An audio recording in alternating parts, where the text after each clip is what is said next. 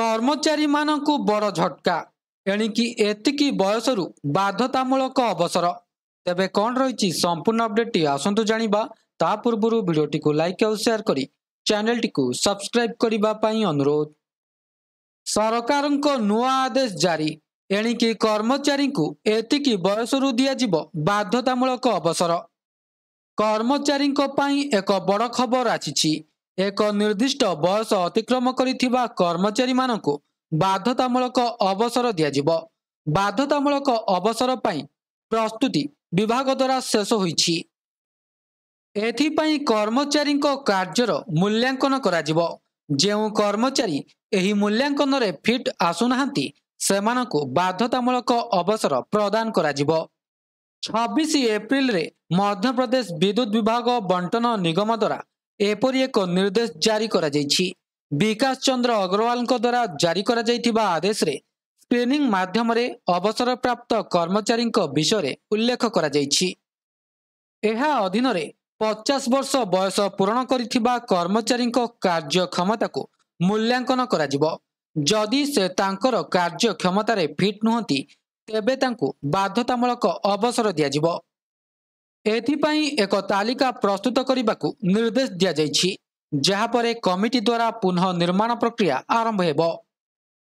एथिरे विभाग एककालीन accounts clerk class 4 एवं टेक्निकल ग्रेड 2 रो स्क्रीनिंग करिबो। पोस्ट सुपरिटेंडेंट इंजीनियर, कार्यनिर्वाही engineer, junior engineer, sub divisional officer समेत अनेक अधिकारी को स्क्रीनिंग कराजिबो। एहा परे एहार रिपोर्ट विभाग को दाखल कराजिबो। कर्मचारी माने सेमानकर कार्य दक्षता आकलन करिबा परे अवसर ग्रहण करिवे। वर्तमान मध्य प्रदेश रु विद्युत विभाग रे 36,000 नियमित कर्मचारी अछंती। सेथि मध्यरु 12,000 रु 15,000 कर्मचारी 50 वर्ष बयस अतिक्रम करिछंती। पावर कॉर्पोरेशन रो चिठी को दर्शाई कॉर्पोरेशन एपरी कर्मचारी तालिका प्रस्तुत करने को निर्देश देइछंती जेउमानक बयस 50 वर्ष अतिक्रम करिछि। सेमानकर कार्य क्षमता को मूल्यांकन कराजिबो। एहा अधीन रे जेउ कर्मचारी माने 50 रु अधिक एवं अयोग्य सेमानकु बाध्यतामूलक अवसर दियाजिबो। एही प्रक्रिया आगकु ओडिसा रे लागू करा जाई पारि बोली खबर मिलिछि। सेहीपरि आउ एक बड़ खबर हेउछि, चाकरी बदलाइबा परे तुरंत करंतु ही काम, नचेत मिलिबनी पीएफ सुध टंका। बेसरकारी चाकरी करुथिबा लोके माने अनेक समय रे निजर चाकरी परिवर्तन करिथांती। चाकरी परिवर्तन करिबा समय रे कर्मचारी पई तांको नियुक्तिदाता एक नूतन ईपीएफ अकाउंट खोलिथांती। तथापि एहाकु खोलिबा समय रे केवल पुराना नंबर व्यवहार करा जाय।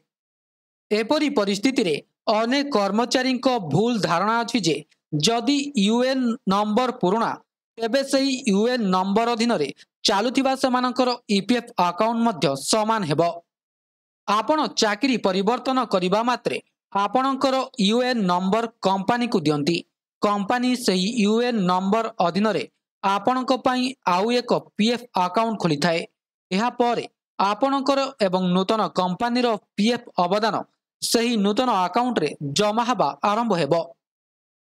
एहा गुरुत्वपूर्ण जे एक नूतन पीएफ अकाउंट खोलिबा परे आपण पूर्व अकाउंट को नूतन अकाउंट सहित मिश्रण करंतु, जहाकु आपण ईपीएफओ वेबसाइट परिदर्शन करी सहजरे मिश्रण करि परिबे। जदि आपण एही काम ए पर्यंत करि नाहांती तेबे एथिपई आपणकु बहुत बड़ क्षतिर सम्मुखीन हेबाकु पड़ी पारे। तेबे प्रश्न उठुची अकाउंट गुडी को किपरि मिश्रण करिवे। सर्वप्रथमे आपणकु ईपीएफओ सदस्य सेवा पोर्टल परिदर्शन करिबाकु पड़िबो।